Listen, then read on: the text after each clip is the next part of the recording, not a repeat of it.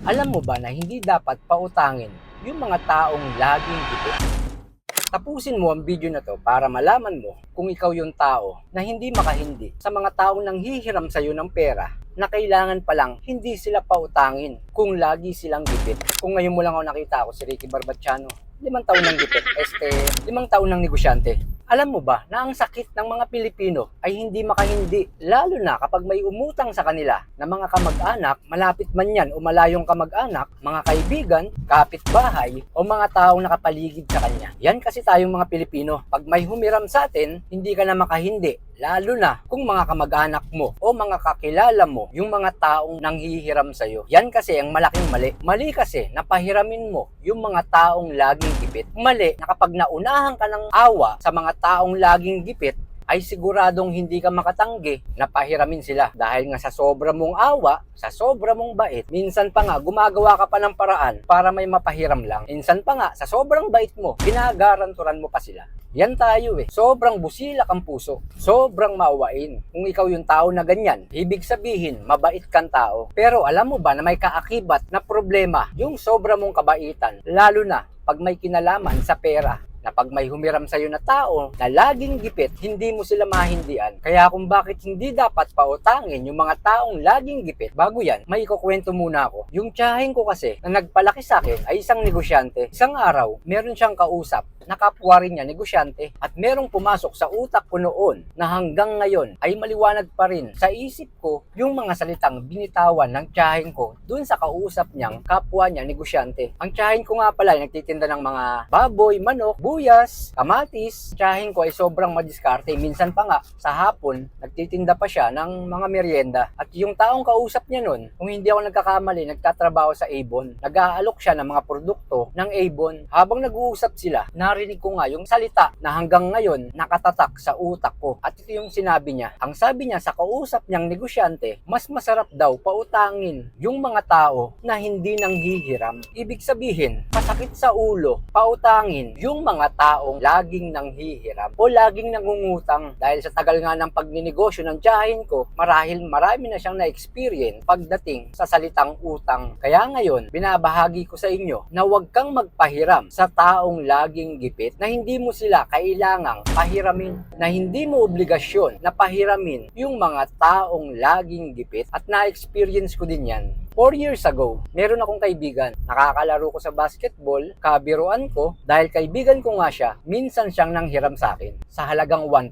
Dahil 1.5, nung panahon na yon, meron naman akong pera, hindi ako nagdalawang isip na pahiramin siya. At nabayaran naman niya ako pagkalipas ng 2 linggo. At lumipas na naman ang 1 linggo, nanghiram na naman sa akin yung kaibigan ko. Humiram siya sa akin ng 10,000. At mga ilang araw, bago nang hiram, yung kaibigan ko na yon, meron akong natuklasan. Natuklasan ko, dahil 2 kanto nga lang yung pagitan namin, nabalitaan ko na yung kaibigan ko na yon ay 3 buwan nang hindi nakakabayad ng bahay. At nalaman ko na may mga tao na pumupunta sa kanila at hinahanap siya dahil marami pala siyang pinagkakautangan. Kaya nung araw na umutang siya sa akin, hindi ako nagdalawang isip na tanggihan siya. Hindi ako nagdalawang isip na hindi siya pahiramin. Dahil nga sa sitwasyon niya, nalaman ko na marami pala siyang utang. Nagipit na pala siya. At makalipas nga ang 1 buwan, nalaman ko na umalis na pala yung kaibigan ko dun sa inuupahan nila. At na-realize ko na kung pinautang ko pala siya sa halagang 10,000, malamang sa malamang natangay na yung perang pinaghirapan ko. Kaya mula nun, natutunan ko na hindi mo pala kailangang magpahiram sa mga taong laging gipit, na hindi mo kailangang maunahan ng awa sa mga taong nanghihiram. Hindi kasi kailangan na puso ang pinaiiral kapag may taong nanghihiram sa'yo, lalo na kung yung tao na yon ay laging gipit, na kailangan pala utak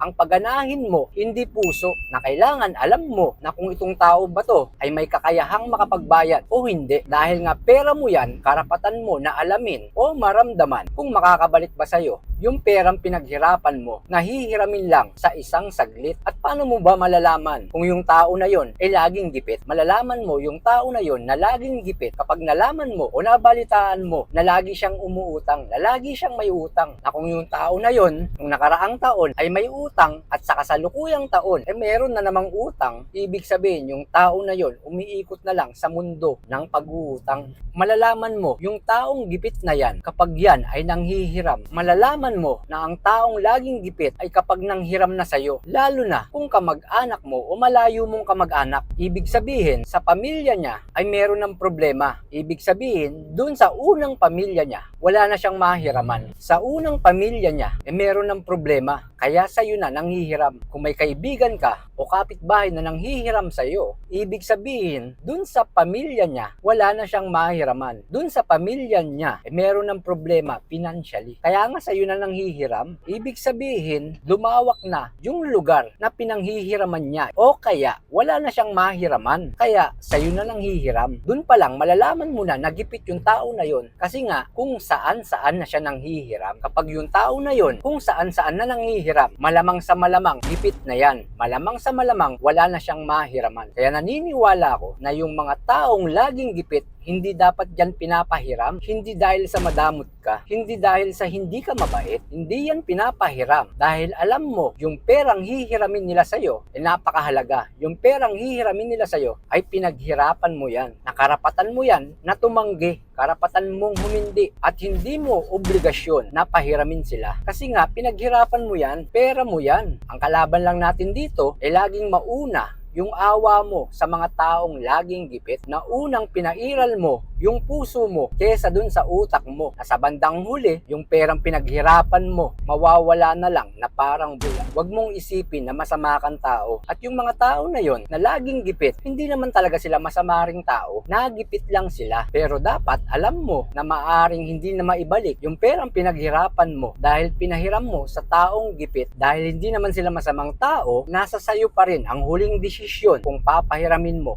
yung taong gipit. At the end of the day, ikaw ang magdidesisyon sa perang pinaghirapan mo kung puso ang mangingibabaw o yung utak mo. Hanggang sa muli, ako si Ricky Barbatiano. Time is gold. Napakahalaga ng oras. Kaya kailangan mong kumilos habang ikaw ay malakas dahil walang nakakaalam ng oras ng iyong pagwawakas.